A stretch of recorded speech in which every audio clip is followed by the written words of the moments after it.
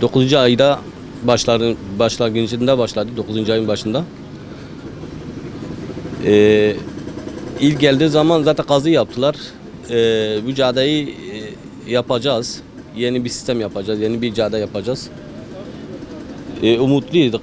Biz dedik ki iyi, güzel bir şey olacak. İnşallah fazla bizi sıkıntıya da koymazlar dedik.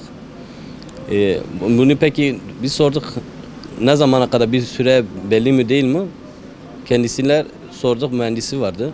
Mühendisler sorduk. Mühendis bey dedi ki biz bunu 3 ayın içinde bitirmemiz lazım. Sözleşmemde böyle bir şey var. Tabii ki 3 ay esnaf için kolay bir şey de gibi, bir süreç de değil. 3 ay için biz dedi nasıl olsa cadde düzelir, güzel olur. Biz o amaçla, bu umutla bekledik. Devam etti. Şu an 2 ay, yaklaşık 2 aydır caddenin 4'ten biri bile yapılmamış. Bundan dolayı biz de mağdur olduk. Biz esnafız, burada kiracıyız. Kiramızı ödeyemiyoruz. Bu kirayı ödemek zorundayız da. Biz cebimizde veriyoruz, borç ediyoruz, kiramızı veriyoruz. Bu sefer mal alamıyoruz, eşya alamıyoruz, satamıyoruz. Bu sefer müşteri de yok, kimse gelmiyor. Kim gelecek bu çamur içinde? Kimse gelmez ki burada alışverişe çıkmaz. Kimse çoluk çocuğunu alıp da gelmez. Ondan dolayı biz bayağı mağduruz. Bu mağdurumuzu dile getiriyoruz. Yetkililere biz bunu bildiriyoruz. Kiramızı verseler çok seviniriz. Yetkililerde ricamız var. Bunu biraz daha da hızlandırsınlar. Bu cadeyi bitirmeyi biraz önce bitirmesini istiyoruz. Eski sistemi de olsa da yine de razıyız. Ki hani hızlandırmasını istiyoruz. Biz diyor biraz önce bitsin. Eğer bunu hızlandırmasalarsa, hani zararımız bir olsa 3'e katlanır. Biz bunu biraz daha önce biz istiyoruz ki bu bitsin. Biraz daha hızlandırsınlar, bitsinler ki biz daha fazla cebimizde kiramızı ödemesin. Ayın 9'unda başladı bu çalışma. 2 aydır devam ediyor.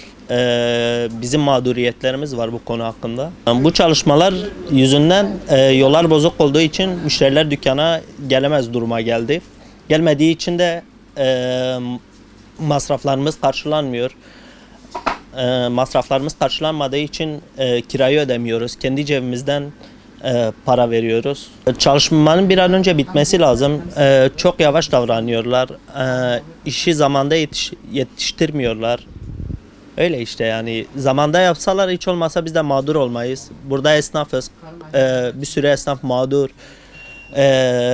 İş yapamıyorlar. İş yapamadıkları için ihtiyaçlarını karşılamıyor. Çocuklar evde aç. Yetkililerden tek istediğim bir an önce bu çalışmanın bitirilmesi ve bizim de iş yapmamız lazım.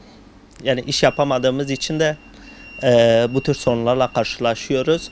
Ama bu çalışmanın güzel olacağını düşünüyorum. Sonuç ne olursa olsun muhteşem olacaktır.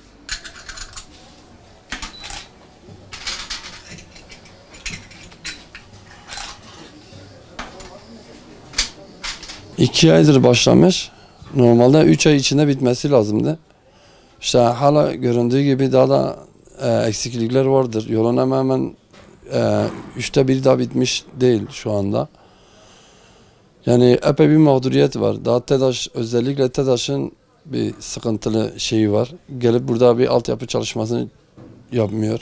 Şu anda zaten her yer kazıldığı için müşteri gelmiyor. Araç giremiyor. Araç giremediği için kimse de gelmiyor. Her yer çamur içindedir. Kanallar içindedir. Ondan dolayı kimse gelmiyor. Yani araç olmadığından dolayı kimse gelmiyor yani. Tabii alışveriş yapmazsak yani iş olmuyor yani. Hani müşteri gelmezse biz de kime satacağız?